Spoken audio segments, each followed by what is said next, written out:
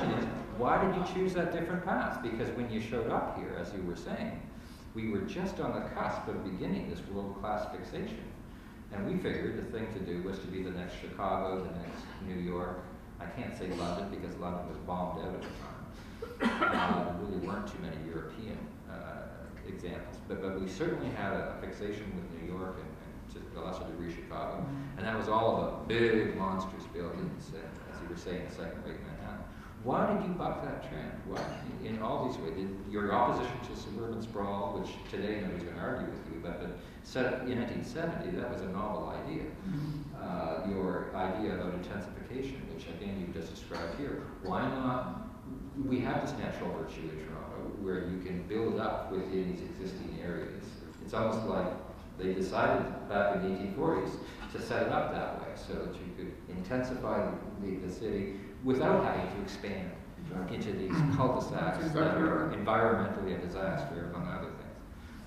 What was it? The South African looking at things in a different way?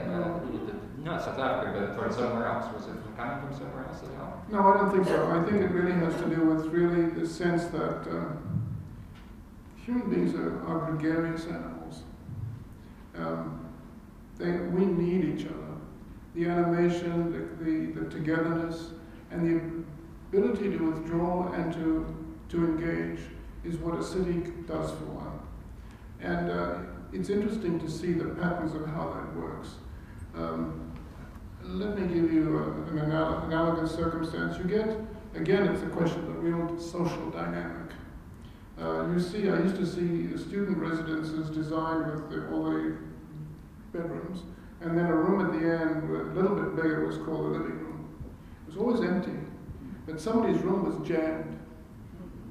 What happens is that people don't like to feel lonely, or seem to be loners, and they've got their books under their arm, ostensibly going to go do some work at the library and so on. They pass an open door, and there are a group of people in somebody's bedroom.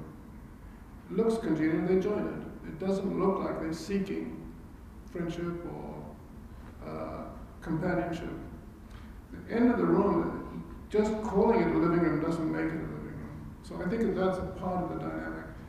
That's what happens in cities. I mean, I suspect that this library, I've always thought so, I wonder what proportion of people here are cruising. They've come to the library because they may in fact be meeting someone. We didn't say cruising for what? If you take the you could be looking for Halloween gifts. What you're looking for is a neutral circumstance in which you feel comfortable. The English used to have it very well with a pub. Yes. You could go to the pub on your own, can order a drink, stand at the bar, and sooner or later you talk to the person next to you. It was a natural and normal thing to do. We don't have the pub, but we do have libraries. Starbucks has, to some degree, an aspect of that, but it's too overtly commercial, I think, to make it a real success. Although the pub is, but it isn't. And so libraries have really become community centers. Yes. They are one of the new, and in California and South Africa, it's the beach, or the tennis court, or something like that. So I think, or the zoo. Rio, for instance. Yeah. So I think that those are the things. But then to take those as extreme examples, the street, our sidewalk, is really truly the aspect of our public areas. We don't have the climate for piazzas because the Italians use their squares in the same way as the English use pubs. It's their living room. It's their public living room. And so we don't have a lot of that. I've thought that we need, Union Station Hall, and some of the banking halls are incipient public winter spaces. We haven't done it deliberately. Can you imagine the guts of the Venetians on a marshland where it's extraordinarily expensive to build anything, would build a plaza that size? You say Mark Square? Sorry, Mark Square in Venice. Imagine the generosity of that, the dynamic of that. We need an equivalent for the winter.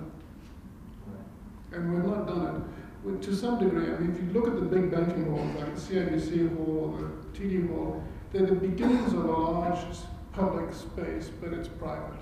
Yeah. To a degree, this works in the Eaton Center, but again, it's feudal in the sense that there's a baron who can throw you out if he doesn't like the and there's that And they- sense that they it's do not that. truly neutral. Yeah. The security people at Trolley Center That's right. If throw you people want- out all the time. That's right. You can be taken out of it, and I think that the neutrality and the pub. That's why the street's good, because they're individual owners on it. They're not paying rent to a feudal lord. Right.